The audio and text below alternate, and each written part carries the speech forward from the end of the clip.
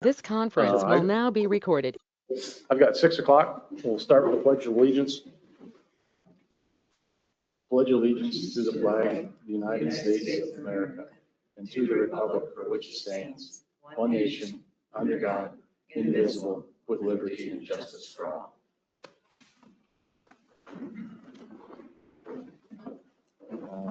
I don't believe there's any amendments to the agenda.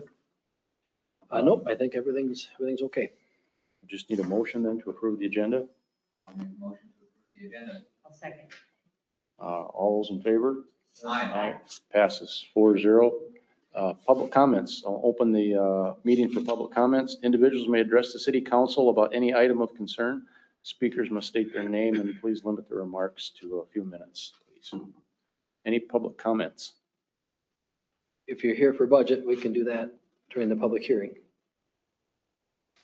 All right. Did you have, sir, or the next one? Okay. We'll close the public comments portion and we will move on to the consent agenda. All items listed on the consent agenda are considered routine by the council and will be approved by one motion. There will be no separate discussion on these items unless a council member requests.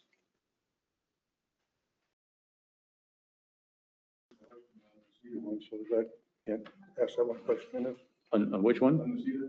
Yeah, let's just do it. Just, what's the question? I just want to know, being that we went to 3 days, how much that, what did we used to pay? Ooh, we used to pay I can't remember what it was, 108,000, something like that. And now it's at 74,000. 74. Yeah. Yep.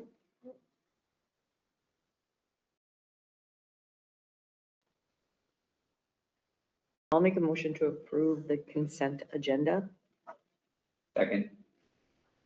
All those in favor? Aye. Passes 4-0. Accounts payable. Joan? Accounts payable, I just had a couple to mention. 82221 is for $31,334.81, and it's some more water meter supplies. And the other that was larger is a Schumacher excavating, 82273, in the amount of $38,511.01. Everything else was very normal looking. Anyone have any questions? I just have one comment on the 9th Street project. Both the Champa and the city 9th Street project came in under budget. Oh, awesome. Good thing. Awesome. If there aren't any comments, I would make a motion to approve accounts payable in the amount of $159,109.48. Second. All those in favor? Aye. Aye. Passes 4-0. I will now open the public hearing for the final 2026 budget and levy.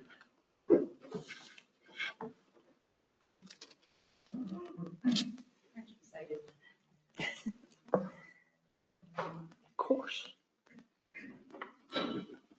All right, so tonight we have our budget summary.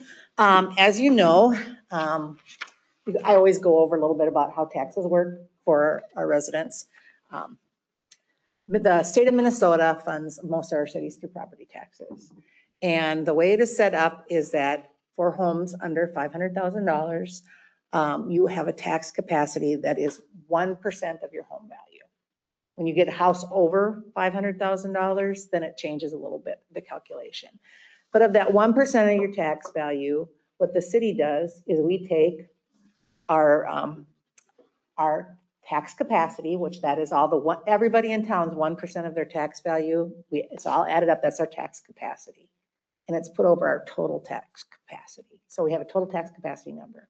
And then we take our levy and we make a fraction. We put it on top of our levies on top of the total tax capacity, and that gives us a tax rate. And then what we do is it's convoluted, but we take the tax capacity from your property. So say you have a $300,000 property, your tax capacity is $3,000 for the city. So we have a tax rate, and we have, let's say it's a 50% tax rate for the city. So you take your $3,000 times 50%, and your city portion of taxes would be $1,500. That's how the state figures it out. It's all done by the state. Homes over $500,000, that increment over $500,000, that has a tax capacity of 1.25%, just the incremental part, not the whole thing. Properties, commercial are mostly at 1.25% as well. So I always say that lots of people think that they pay their taxes and what their entire tax bill, they think they give it to the city, which is not true. There's 3 independent players in here, the city, the county, and the school districts.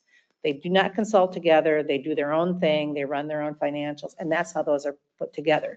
These, all of you probably got your proposed property tax in the mail. Yep. And that is the combination. The county takes all those numbers and puts them together. And the county bases their values of our homes on the marketable sales in the last 18 months. From 2024 to 2025, we did not see an increase in market value.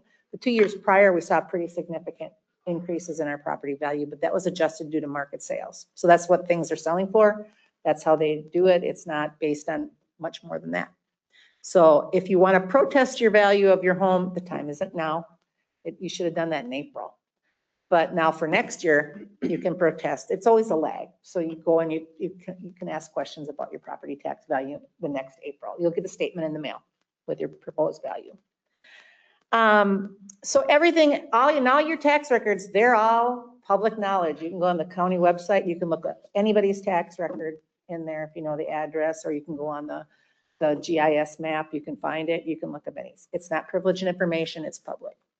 So in 2025, our levy was $2,839,092. When we originally certified our levy, it was more than this preliminary levy we have. As we know, when we certify our levy in September, we cannot go any higher than that in December. So we always tend to sit a little bit higher so that we can ease back. Unfortunately, when people get their property tax statements, they see that higher number on there. And so that can cause some concern. But we were able, with the not doing the pool bonding this year, we were able to reduce the tax levy, and we were able to reduce based on moving one of the we kind of reorganized the public works employees, and that brought down our tax levy about $200,000. So we went from a 14.35% levy increase to an 8.4 levy increase. Now, it doesn't mean your taxes go up 14% or your taxes go up 8%. It's all based on that whole levy thing and the whole formula. So you aren't going to see an 8% increase unless the town doesn't grow, there's no taxable market value added, nothing. Everything stays the same. Then you're going to see an increase. But otherwise, no, you're not going to see a giant increase on there. I believe that most people's taxes came back. The city did increase. I believe the county had a slight increase and the school portion went down, I believe. But overall, the increases weren't hugely significant. I'm not trying to be callous about anybody on an income. An increase in expenses is an increase in expenses. But we also have a growing community and we're trying to provide services. The main driver of the increase in the levy amount from the year before was the proposed addition of a police officer, as well as increases in healthcare, which everyone knows that's everywhere, as well as a wage study. We had an audit, which you will be presented at the next council meeting. Our audit was pretty inexpensive, which I knew going in. Our auditor has retired. Since then, we went out and got a request for proposals, and the proposals range anywhere from, well, we had our old audit cost $25,000 a year. So the new proposals went anywhere from $38,000 a year to $72,000 a year. So there was an increase in that. We were able to cover that taking some money out of contingencies. That I had put a little extra in there because I didn't know what the audit was going to do. So there you go. 17. Okay, so the police, there we go. The police, with the increase of that officer, as well as some increased subscription costs, they have a 17% increase in their budget, which is not unreasonable considering the addition of an officer. There's their wages in 2025 and their wages in 2026, which is a 15.4% increase. They have dues of $64.71 in 2025, which is things for their tasers, or dues and subscriptions. We did increase that in 2026 because their taser dues, that was all restructured. And so that was a pretty big increase in the budget. The body cam. It's a body cam, excuse me, you're right, the body cam, thank you, Brian. Administration, we didn't do much of anything, but we also moved miles more. Well, we did do a lot of lot. things, but not- Last year, we hadn't hired Miles yet, so we had that position divvied up a little differently. So we fixed it, we got him half and half, some in planning and zoning, some in administration. So that's why you see a lesser increase in that. In 2025, our training travel dues were $74.26. There is an increase of $2,000 because we have more people to go places, and educational things are expensive too. Streets, you're going to see they had an increase, a very slight increase of 2.5%. Now you're going to see that that is going to be driven a little bit by the change in the structure of the public works. The next slide, we see that wages in 2025 were $265,732. In 2026, they're $226,359, which is a decrease. That is due to restructuring and moving one employee, part of that employee's time into the water fund, because that employee is going to be taking on more water-related activities. We're trying to get our vehicle and our capital equipment schedule more in line. Now, the sewer fund and the water fund both contribute to the capital equipment schedule, and the general fund does as well. The general fund gets a bigger share. The water and sewer is probably, their contributions together are probably the same as the streets department. And that has to do with, it's the plows. The plows are a big ticket item, and it's a street sweeper. They're big ticket items, but those are directly street expenses, so we have to reflect it in our savings plan. And I think this was a planned increase. This was a Capital- planned big increase, yep. Capital planning. Yep, and we went through Jeff and I have looked through and Chris and their guys have been great. They've went through all the equipment, and we're in the process of recalibrating our equipment schedule. There's some different changes that they want to make and different ways they can do. So they can go in there and, hey, we need this, but this is coming up. How can we make it work? So they're going to work on moving things around. So that will be happening in the next couple of weeks. We'll have a new schedule kind of set up, which will also affect our budget going forward, I think in a good way. So capital equipment, yeah, we had a big budget. That's a big ticket items. Jeff, how much did the new plow cost? The one we just got was a shade over 300. Yeah. They didn't use, so as we all know, with fire department, with police stuff, our equipment costs are rising phenomenally. And so we are finding that we have to put more away to afford the equipment. We have to replace it. So we fix as much as we can, but as we know with our old street sweeper, eventually you couldn't fix it anymore. And we had to go out and buy a new street sweeper, and that was $300,000 as well. And I do want to note that new plow was way cheaper than it would have been had we bought it somewhere else. We have a lot of bells and whistles on there that we would not have otherwise had. And the guys have been great about searching that stuff out, whatever piece of equipment it is. If there's a good used one out there, we go after it. So everything's not always new. It doesn't have to be always new. Some things need to be, because they're going to last then. But they do a nice job of searching out the cost savings on those things. So we're seeing an increase in that of 6.03%. So impact to residents of our tax levy. For a $3,000 home, we're going to see about $493.60 per 100,000 value. So our proposed final city tax will be $1,581.19, which is a 52% tax rate. Before we made these adjustments to the budget, we were at about a 55.62% increase. So that gives the person about $100.53 increase for the year in their city taxes. Remember, we're not taking into account county or school. And that would give us about $8.38 a month. So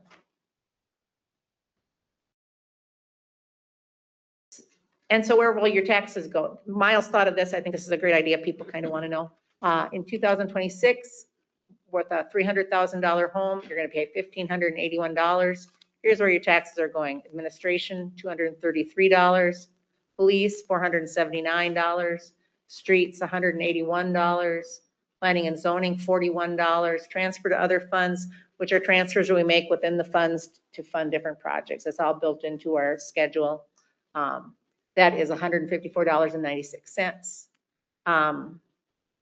So the monthly bill is $131.77, and Miles has done a really nice job breaking that up into each individual compartment there. Yeah, okay. You'll also notice it doesn't equal 1581 on that if you do the calculation, but there's other funds that things go to. It just isn't, this is just for the general fund. Yeah. So Yeah. all the other ones are restricted. So this is just for basically our discretionary money that we get to spend Mhm. rather than the entirety of that 1581. Those to go to like water restricted. Yeah. All those special things that we can't take the money out. There's funds going in and out of different funds for things. So it's kind of difficult to break it all down really, really tinily. Because like for administration, you think, okay, that's Brian, Miranda, and I. Well, really, it's not. It's all publishing. It's the council. It's the mayor. It's the city engineer. It's the city lawyer. It's the auditor. So it's, those take a big, broad perspective. So that's all what comes in out of the administration fund. So reading your tax statement, I did mine. So there was what I got, my actuals, and then there was my proposed. So my house is about $267,000, right around in there, maybe a little less or a little more. Market value or adjusted market value.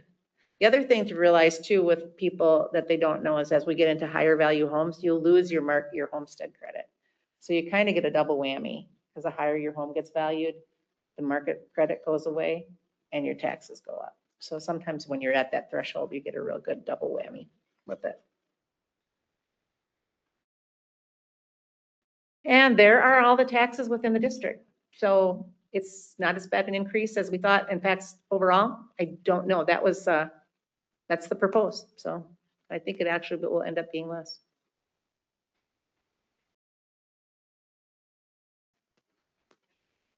Yep. Yep. Any questions from anyone? Yeah, we're here to answer if anybody has questions. I know Brian came and he had said he had spoken to somebody that was asking about the county tax increase, and they said it was 6%. And I actually, he told me who the person was, and I looked up their bill and I'm like, no, it's not 6%. But then when I read the bottom of the bill, it was a 6% levy increase in their thing. But again, they have market value too. They're growing, they're adding businesses, they're adding people. So a 6% levy increase does not always generate to a 6% tax increase. So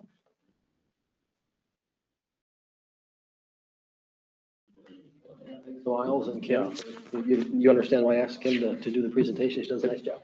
It Miles was, did all the graphics, and so appreciate that. it was nice to see those graphics and the way you did it, broke it down. Thank you. If there are no other comments with the public hearing, I will close the public hearing and we will proceed to unfinished business, which would be 7A, fee schedule. Brian? Yep, we just put it back on there. Again, just for discussion at this point, whoops, that's not it. Just for discussion, we don't want to leave it on there. Again, we put it on a couple of meetings earlier this year just to give council a chance to look through it and get back to us with any questions, any comments, anything you want us to specifically take a look at. I did get a couple of questions on the planning and zoning fees, or the building permit fees, which are pretty much set by the UBC, which is an older building code. So we're actually lower than what the international building code would say, or the newer building code. But yeah, all those fees in there are kind of set. They're standard. They carry through to all the municipalities that are enforcing the building code. We are looking at, let's see here. As a staff, we're looking at what the fee might be for manual reading of water meters. We really need to replace all of the water meters. And some people don't want the readers because it works over the Wi-Fi. The reality of it is they read for less than a second a day, the whole day. It's just, there's more RV or RF. There's more RF in a microwave or a cell phone or anything like that than there is in these water meters. But some people don't like that. We really want to deter anybody from trying to opt out of that part of it. I think we need to put in all new water meters because they don't do any RF. But anyway, we're going to have a fee for the manual reads for those that just are not going to let us put the reader in the house. So we're still kicking that around on what that might be. Talked about possible dog at large adjustment, maybe licensing adjustments. We're not quite sure on that. The code committee is working through that. That might be a next year thing. We need to update the water fees up here with the 4% increase that we're proposing. And we're looking at adding a charge for paper billing. And we spend a ton of money on postage, a ton of money on time. As Mayor Hamel has stated a few times, most utilities are charging to do paper billing now. So we're gonna entertain that, and we'll get something on the preliminary for you guys to kick around and think about. And that with all the adjustments that we're proposing and whatever else you want on there will be on the meeting, the December 18th meeting. And at that time, I'll ask you to set a public hearing for January 8th. And then after that, you'll be approving or adjusting or we'll adjust along the way as needed, but everything will be approved at the first meeting in January per ordinance. We have to do it then. Thank you. That was a lot of words. I didn't mean to talk that much, but. Any questions for Brian? No, then we'll proceed to number 8, new business. First one is resolution 2025-36, resolution rejecting all pool bids. Yep, this is something we have to do this by law, formally reject the pool bids. We've had a lot of discussion about those bids and how high they are. We're already moving down the road of the rebidding. Burbach has sent letters out, or is gonna send letters out. I saw the draft already to the current bidders, notifying them that all bids are gonna be rejected tonight, and that the rebidding process will start in early January. It'll be a January, February bidding process. We'll open early March and hopefully award at that time. And construction start in April.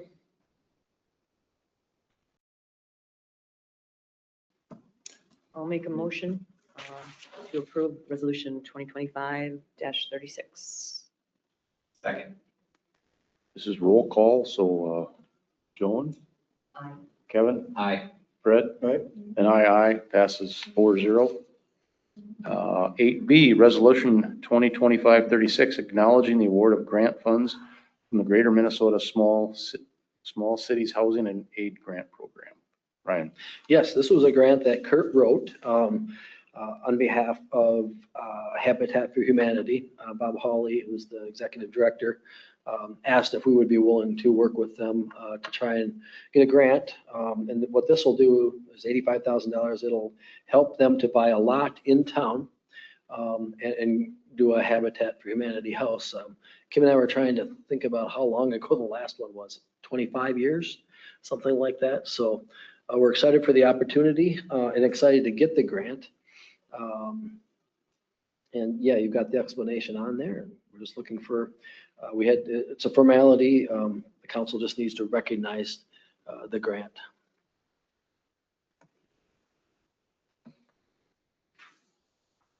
I'll make a motion to approve resolution 2025-37. Second. This is roll call again. Joan? Aye. Kevin? Aye. Fred? And aye, passes 4-0. And 8C, the Zumbrota Police Department LELS contract, 2026 to 2028. Brian. Yes, and it was a pleasure working with Tony and LELS again. It's always much easier to do negotiations when we come in with the goal in mind, the same goal, which is to serve the city of Zumbrota and be financially responsible. They understand where we need to be and we understand where they need to be, and we come in pretty close. It's not like the old days where one comes in way high and one comes in way low. We're pretty close when we start. So it was another good negotiation, and we had a few changes as I noted on my memo. A good change. We consolidated boot allowance and uniform provisions into one section, which is good. The officers will have an allotment of dollars, and they can spend those dollars on if they need boots, if they need to replace a piece of their uniform and all of that type of stuff. Following the wage study in 26, and then 3% in both 27 and 28. A change that didn't necessarily come out of the LES contract negotiations, but Christmas Day will be changed from a half day to a full day. That is, most people are not around anyway. They will be because they're 24 hours, but we updated some of the overtime and compensatory time accrual provisions. Basically, you can't have comp time and overtime on the same pay period. This was citywide. We increased longevity payment from $60 to $65 per year. It's been, well, forever since that was increased. So we did that. And then here's the big one for the police. And I think we're probably one of not very many small agencies in the area. There are some, but we added a sabbatical to their contract, which they can take some leave, 84 hours of leave that does not come out of their PTO or accrual. It's a wellness deal. They're not to be out, working in the public safety field anywhere. They're supposed to relax, check out, leave their phone, leave everything here, and just check out. That'll be accomplished without using overtime or part-time was the provision that we asked to put in there. That was offered, actually. And so, the approval will go through chief. Oh, that's once every 5 years after 5 years of employment, then you're eligible. That's approved by the chief and myself. So there'll be some jockeying around to make it work for everybody within their year. It's got to be used within that year too. So we're very happy to be able to come to an agreement on that. It's a tough job. And, I think it makes us more attractive from a recruitment standpoint as well and retention standpoint. So anyway, everything's good. Bob, I'm sorry, I didn't even give you a chance to talk. Bob was on the team too. No, I just wanted to say thank you to Brian and Tony. It's a lot of things to go through and back and forth, but it came through pretty good, I think. So thank you. I just need a motion to approve that contract. I'll make that motion. I'll second it. All those in favor? Aye. Passes 4-0. And then on to reports, Brian. Yeah, I left my reports on the copier again. Trying to remember what I was going to talk about. I don't remember. Go on to Next somebody time. else. Let me go grab them. Just make sure I didn't have anything real important. Miles? The only thing that I really have is that you'll probably be seeing, probably at the beginning of the year, we are going to be implementing a new personnel policy. So keep that on top of your heads that that'll be probably coming through for our city staff members. The only biggest change that we're making is that our policy is very old that we have now, and we're implementing it into the League of Minnesota Cities model policy that they have. So we can keep things updated easier, especially with the new leave laws that come and get enacted almost every year and changes that we have. So that's just something that we'll all be seeing probably at the beginning of the year. And then animal ordinance is coming along, and you'll see that soon as well. So that's it for me. Thank you. Brian? All right, I've got mine now. This Donnie and Frank days for the pool fundraiser went very well. Good thing we had this snowstorm. Everybody stayed in town and decided to come down to VFW. We raised approximately $11,500, but a big thank you to the VFW. They had already voted and committed to giving us $10,000, whether or not they sold all their tickets. or not, which is what covers the prizes and the 10,000 that they gave us. So no matter what happened with the sale of the tickets, they were going to give us 10,000. So they gave us a check that night. And then the silent auction was about $1,500, give or take. So that's a big shot in the arm, a big, nice fundraiser. Huge thanks to the VFW. They've had two very nice fundraisers now. I think it's been $25,000 between the two probably. So that helps a bunch. And then a reminder of the council, we have a work session on Thursday, December 11th at 4:30 PM. I was thinking it was 5:30, but it's 4:30. I look back at the minutes. All Thank you. right, that's it. That's it? Yep. Chief? Nothing tonight? Jeff? James? Nothing? Joan? I just had one member of the community reach out and was expressing positive vibes towards the pool. Just wanting us to know that they were very much wanting a pool and that they were happy that we were rebidding and going forward. So that's it. Kevin? Nice. Fred? No, I have nothing. Meeting adjourned. I forgot to bring the gavel for you. Yeah. There we go.